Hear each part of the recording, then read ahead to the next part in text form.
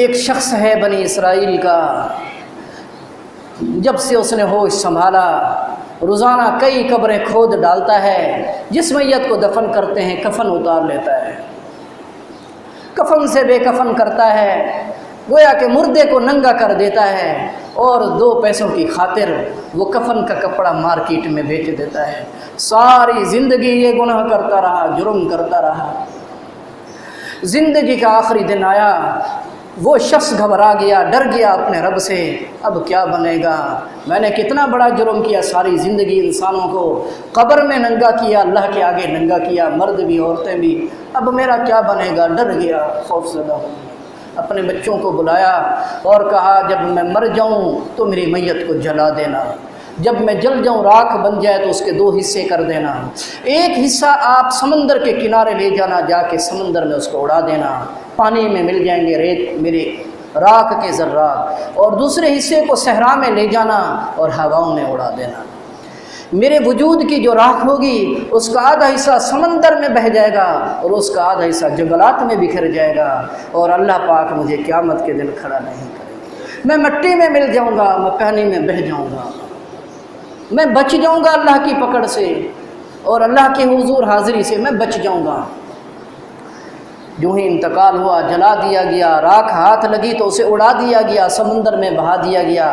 جب یہ عمل پورا ہو گیا اللہ پاک نے فرشتوں سے فرمایا اس کو لے کر آؤ میری بارگاہ میں، میری عدالت میں لے کر آؤ۔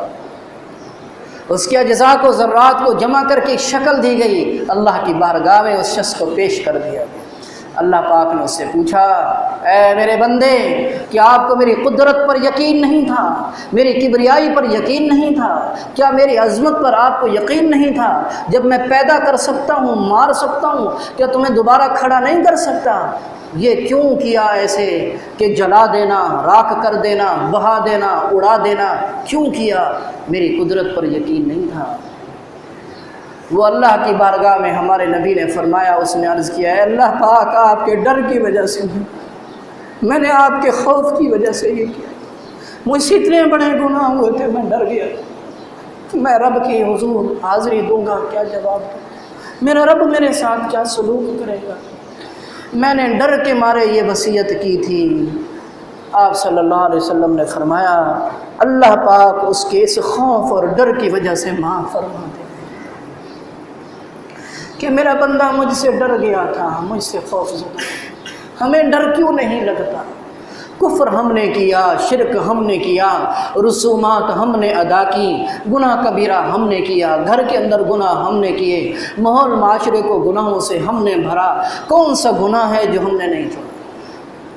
چوری، رشوت، جھوٹ، بدکاری، شراب، کتنے بڑے بڑے گناہ کیے بیٹھے ہیں، لیکن کوئی ڈر نہیں ہے، کوئی خوف نہیں ہے، ایسی زندگی گزار رہے ہیں جیسے مرنا نہیں ہے، کوئی موت نہیں ہے، قبر نہیں ہے، آخرت نہیں ہے، حساب نہیں ہے، اللہ پاک کے حضور حاضری نہیں ہے، ایسے بیٹھے۔ حضرت سیدنا ابراہیم علیہ السلام کا واقعہ قرآن پاک میں ہے۔ قوم جا رہی تھی میلے کے اوپر لیکن وہ مشرک تھے، انہوں نے دعوت دے دی آپ بھی ہمارے ساتھ تشریف لے چلیں، آپ نے فرمایا نہیں، کیونکہ وہ غلط جگہ جا رہے تھے، کھیل تماشے کے لیے جا رہے تھے، آپ اللہ کے پیغمبر اور نبی تھے، آپ نے فرمایا نہیں، انہوں نے اصرار کیا، آپ نے فرمایا میری طبیعت ٹھیک نہیں ہے۔ اس برائی سے، اس گناہ والے ماحول سے بچنے کے لیے آپ نے فرمایا میری طبیعت ٹھیک نہیں ہے، اس لیے مجھے اجازت دے دیں، میں آپ کے ساتھ نہیں جا سکتا۔ کل قیامت کے دن ساری انسانیت سیدنا ابراہیم علیہ السلام کے آگے جا کے درخواست کرے گی اے اللہ کے نبی، اللہ کے رسول، آپ تو اللہ تعالیٰ کے خلیل پیغمبر ہیں، پیارے اور محبوب پیغمبر ہیں، اللہ پاک کی بارگاہ میں جا کے سفارش فرما دیں کہ اللہ پاک حساب کتاب کا سلسلہ شروع فرما دیں، جنتی جنت میں جائیں، جہنمی جہنم میں جائیں۔ سیدنا ابراہیم علیہ السلام گھبرا جائیں گے، ہمت نہیں فرمائیں گے، اور آپ انسانیت کو جواب دیں گے اللہ کی بارگاہ میں عدالت میں جانے کی ہمت نہیں ہو رہی۔ کیوں ہمت نہیں ہو رہی؟ اس لیے ہمت نہیں ہو رہی میں نے صرف یہ کہا تھا کہ میری طبیعت ٹھیک نہیں، میری طبیعت ٹھیک تھی، میں نے اتنا کہا تھا، اگر میرے رب نے مجھ سے پوچھ لیا ابراہیم یہ کیوں کہا تھا تو میں کیا جواب دوں؟ میں کیا جواب دوں؟ تو میرے بھائیوں، اللہ کے پیغمبر، اللہ کے خلیل اللہ کی بارگاہ میں جانے سے گھبرا رہے ہیں۔ میرے اور آپ کے اندر یہ غرور کہاں سے آ گیا؟ یہ سرکشی، اتنی مجرم ہیں، مجرمانہ زندگی گزار رہے ہیں، باغی ہیں، باغیانہ زندگی گزار رہے ہیں، بے انتہا غلطیاں کیے بیٹھے ہیں، کوئی ڈر اور خوف نہیں ہے۔ آپ صلی اللہ علیہ وسلم نے ارشاد فرمایا، الا کلکم خطاؤن، اے انسانوں ہر ایک سے خطا ہوتی ہے، سوائے نبی اور پیغمبر کے گناہوں سے پاک ہے، معصوم ہیں، ان کے علاوہ سب انسانوں سے خطا ہوتی ہے۔ جو مخلوق خطا سے پاک ہے وہ فرشتہ ہے، اور جس میں سراسر خطائیں ہیں وہ شیاطین ہیں، اور جو دونوں کا مجموعہ ہے، گناہ بھی ہوتا ہے نیکی بھی ہوتی ہے، وہ یہ انسان ہے۔ آپ نے فرمایا ہر انسان سے خطا ہوتی ہے، اور خطا اللہ کی نافرمانی کو کہتے ہیں، اللہ کی ناراضگی کو کہتے ہیں۔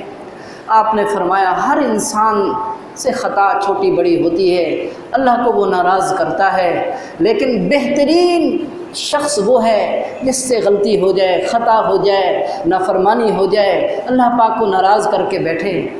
تو ان لوگوں میں سے بہترین انسان وہ ہے، اچھا انسان وہ ہے، خیر الخطائین التوابون۔ خطا ہو گئی، غلطی ہو گئی، معصیت ہو گئی، نافرمانی ہو گئی، جرم کر بیٹھا، گناہ کر بیٹھا، بڑے سے بڑا جرم کر بیٹھا، اور اللہ کی بارگاہ میں آیا، اس نے توبہ کی، یہ سارے گناہ گار انسانوں میں سے سب سے اچھا یہ ہو جاتا ہے۔ التائب من الذنب کمن لا ذنب لہ، گناہ سے توبہ کرنے والا ایسا ہو جاتا ہے جیسے زندگی میں اس نے گناہ کیا ہی نہیں۔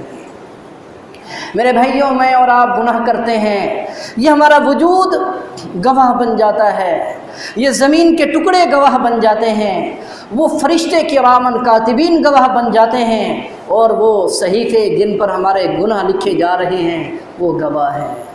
قیامت کے دن اللہ پاک بندے کو اپنی عدالت میں کھڑا کریں گے، بندے سے اللہ پاک سوال کریں گے، یہ انسان جھوٹ بولے گا، جو ہی جھوٹ بولنا شروع کرے گا اللہ کی بارگاہ میں، اللہ تعالیٰ اس کی الیوم نختم علی افواہہم وتکلمنا ایدیہم وترجل ارجلہم، اس کے منہ پر مہر لگا دی جائے گی، پھر انسان کے اعضاء بولنا شروع کریں گے۔ ہمارے نبی نے فرمایا، اے بندے، اللہ کی بارگاہ میں سب سے پہلے آپ کے خلاف جو چیز گواہی دے گی وہ آپ کی رانیں ہوں گی، جس سے ہم نے شہوت پوری کی۔ سب سے پہلے اللہ کی بارگاہ میں جو چیز ہمارے خلاف اللہ کو گواہی دے گی وہ ہماری رانیں ہوں گی، وہ ہمارے ہاتھ ہوں گے، یہ ہمارا وجود ہوگا۔ دوسری چیز جو گواہی دے گی یہ زمین کا ٹکڑا ہوگا، یہ زمین بولے گی جس پر بیٹھ کر ہم گناہ کرتے ہیں۔ یومئذ تحدث اخبارہا، زمین خبریں دے گی، اللہ کو بتائے گی، اے اللہ پاک اس بندے نے فلاں جرم میرے اوپر کیا تھا۔ جس طرح کرامن کاتبین فرشتے گواہی دیں گے جو میرے دائیں اور بائیں کاندھے کے اوپر بیٹھے ہیں، اللہ پاک اس نے فلاں فلاں گناہ کیا تھا۔ چوتھا وہ صحیفے بولیں گے جو فرشتے لکھ رہے ہیں، اے اللہ پاک اس کا یہ جرم درج ہے، یہ جرم درج۔ اور جب بندہ توبہ کرتا ہے اللہ پاک اس کی توبہ کو قبول فرماتے ہیں، تو قرآن پاک میں اللہ نے فرمایا اس کی ساری گناہوں کو اللہ پاک مٹا دیتے ہیں۔ صرف اللہ پاک گناہوں کو مٹاتے نہیں ہیں، یبدل اللہ سیئاتہم حسنات، اس کی ساری برائیوں کو اللہ نیکیوں میں بدل دیتے ہیں۔ اللہ ہماری برائیوں کو نیکیوں میں بدل دیتے ہیں۔ یبدل اللہ سیئاتہم حسنات، بدل دیتے ہیں اللہ پاک ہمارے گناہوں کو نیکیوں میں جب ہم توبہ کرتے ہیں۔ اب یہ ہمارا وجود گواہ ہے، زمین گواہ ہے گناہ کیا تھا، فرشتے گواہ ہیں۔ اللہ تبارک و تعالی اس گناہ گار پر جب یہ سچی توبہ کرتا ہے تو زمین سے اس کے گناہ کے نقشے مٹا دیتے ہیں، زمین بھول جاتی ہے، یہ انسان کے اعضاء بھول جاتے ہیں، ہاتھ پاؤں کو یاد نہیں رہتا۔ اللہ پاک ایسی ان کے اوپر کیفیت پیدا کرتے ہیں کہ ہمارے اعضاء ہمارے گناہ بھول جاتے ہیں۔ یہ کرامن کاتبین لکھنے والا فرشتہ ہمارے گناہ بھول جاتا ہے، اس کو پتہ نہیں۔ اور صحیفوں میں جو گناہ لکھے ہوتے ہیں وہ اللہ پاک کے حکم سے وہ سارے صحیفے صاف کر دیے جاتے ہیں، سارے گناہ مٹا دیے جاتے ہیں۔ انسان گناہوں سے ایسا پاک اور صاف ہو جاتا ہے جیسے آج دنیا میں اس نے قدم رکھا، ماں کے پیٹ سے باہر آیا، اس کی زندگی، اس کے وجود میں کوئی گناہ نہیں ہے۔ گناہ سے ایسے انسان پاک اور صاف ہو جاتا ہے۔ اللہ تبارک و تعالی ہمیں پکی سچی توبہ کی توفیق عطا فرمائے۔ توبہ کیا ہے؟ توبہ کا معنی ہے واپس آنا، توبہ کا معنی ہے واپس آنا، لوٹنا، اللہ سے دور ہو گئے واپس آ جاؤ، یہ ہے توبہ۔ نماز کی طرف واپس آ جاؤ، قرآن پاک کی طرف واپس آ جاؤ، ذکر کی طرف واپس آ جاؤ، اپنے پیارے نبی کی طرف واپس آ جاؤ، اپنے رب کے قریب آ جاؤ، واپس آ جاؤ۔ دور ہو گئے گناہ کر کے، گناہ سے انسان اپنے رب سے دور ہو جاتا ہے۔ جب انسان گناہ کرتا ہے تو اس کی گناہ کا اثر صحت پر پڑتا ہے، صحت خراب ہو جاتی ہے۔ کیوں صحت برباد کرتے ہیں؟ انسان گناہ کرتا ہے تو آنکھوں کے نور پر اثر پڑتا ہے، انسان گناہ کرتا ہے تو زبان پر اثر پڑتا ہے، انسان گناہ کرتا ہے تو دماغ پر اثر پڑتا ہے، انسان گناہ کرتا ہے تو دل اس کا کالا اور سخت ہو جاتا ہے، انسان گناہ کرتا ہے تو اس کی روح کی طاقت اور قوت ختم ہو جاتی ہے۔ جب انسان گناہ کرتا ہے تو اب اللہ تعالیٰ اپنی بارگاہ سے اس کو نکال دیتے ہیں۔ جب انسان گناہ کرتا ہے اللہ اس کی زندگی کم کر دیتے ہیں۔ جب انسان گناہ کرتا ہے اللہ اس کا رزق تنگ کر دیتے ہیں۔ جب انسان گناہ کرتا ہے اللہ اپنی حفاظت سے اس کو نکال دیتے ہیں۔ جب انسان گناہ کرتا ہے اللہ پاک نیکوں کی فہرست سے اس کو نکال دیتے ہیں۔ اتنی خامیاں ہیں، اتنی خامیاں ہیں، اتنے عیب ہیں اور اتنے فہرست ہیں ایک لمبی انسان کے گناہوں کی اور گناہوں کے برے اثرات کی۔ اللہ تبارک و تعالیٰ گناہوں سے ہماری حفاظت فرمائے۔ انسان نیکی کرتا ہے چہرے پر نور آ جاتا ہے، انسان نیکی کرتا ہے زبان میں قوت پیدا ہو جاتی ہے، دل میں ایمان بڑھ جاتا ہے، جذبہ اطاعت پیدا ہو جاتا ہے، روح کی پرواز بڑھ جاتی ہے اور نماز کا جذبہ پیدا ہو جاتا ہے۔ صبح کی نماز پڑھنے والا وہ بنتا ہے، دعا کے اندر دل لگتا ہے۔ آج دعا کے اندر دل نہیں لگتا، اللہ ناراض ہیں۔ فجر کی نماز نصیب نہیں ہوتی، اللہ ناراض ہیں۔ تہجد کی نماز نصیب نہیں ہوتی، اللہ ناراض ہیں۔ رزق حلال نہیں مل رہا، اللہ ناراض ہیں۔ قدم قدم پر پریشانیاں ہیں، اللہ ناراض ہیں۔ آج سکون نہیں ہے گھر میں نہ باہر زندگی میں، اللہ ناراض ہیں۔ اللہ کو راضی کریں، توبہ کریں، سکون ہی سکون ہوگا۔ جتنے مسائل اور حالات آئیں گے دل مطمئن ہوگا، اللہ کی مدد آپ کے ساتھ ہوگی، اللہ کی رحمتوں کی بارش برسے گی۔ توبہ کریں، معافی مانگنے والے بنیں۔ اللہ پاک ہمیں پکی سچی توبہ کی توفیق عطا فرمائے۔ توبہ واپس آ جاؤ، اللہ کی بارگاہ میں آ جاؤ، اللہ سے معافی مانگو۔ کیا ہے معافی میں توبہ میں؟ یہ نہیں ہے استغفر اللہ اللہ مجھے معاف کر دے، نہیں، یہ نہیں ہے توبہ۔ توبہ کیا ہے؟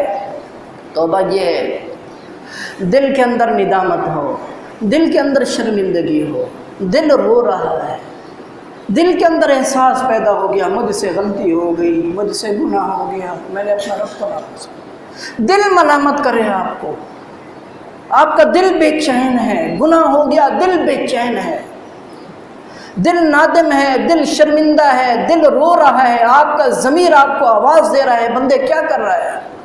ہم اس کی آواز کو نہیں سنتے ہیں، ہم بھاگے جا رہے ہیں برائی میں، گناہوں میں، ہمارا ضمیر ہمیں آواز دے رہا ہے، ملامت کرتا ہے، دل میں کئی مرتبہ ملامت کرتا ہے، ہم اس کی آواز کو نہیں سنتے۔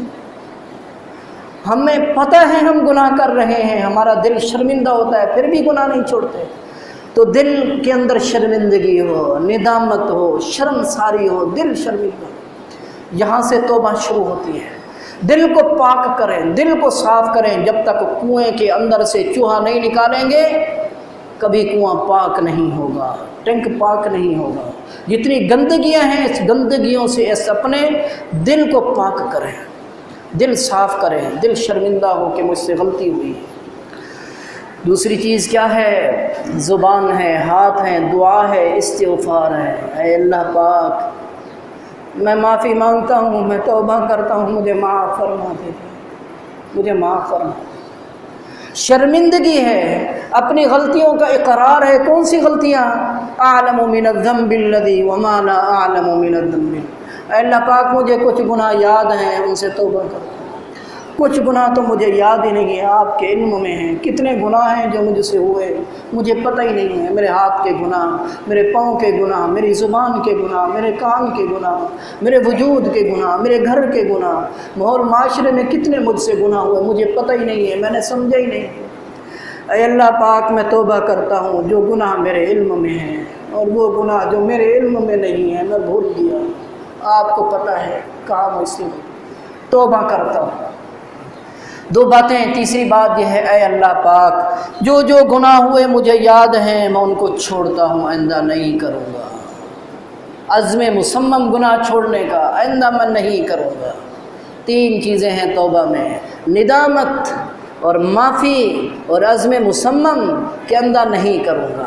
توبہ کرو، توبہ ٹوٹ گئی، پھر توبہ کرو، توبہ کرو ٹوٹ گئی، پھر توبہ کرو۔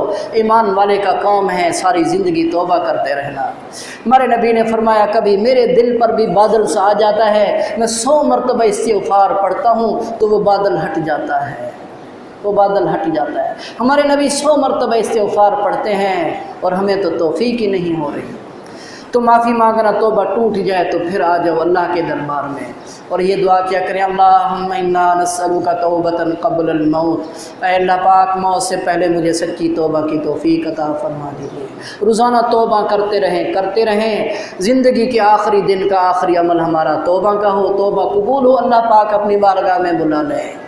اللہم انا نسألک توبۃ قبل الموت وراحۃ عند الموت ومغفرۃ ورحمۃ بعد الموت، یہ دعا ہے آپ مانگا کریں۔ اللہ پاک کہنے سننے کو اپنی بارگاہ میں قبول فرمائے۔ وآخر دعوانا ان الحمد للہ رب العالمین۔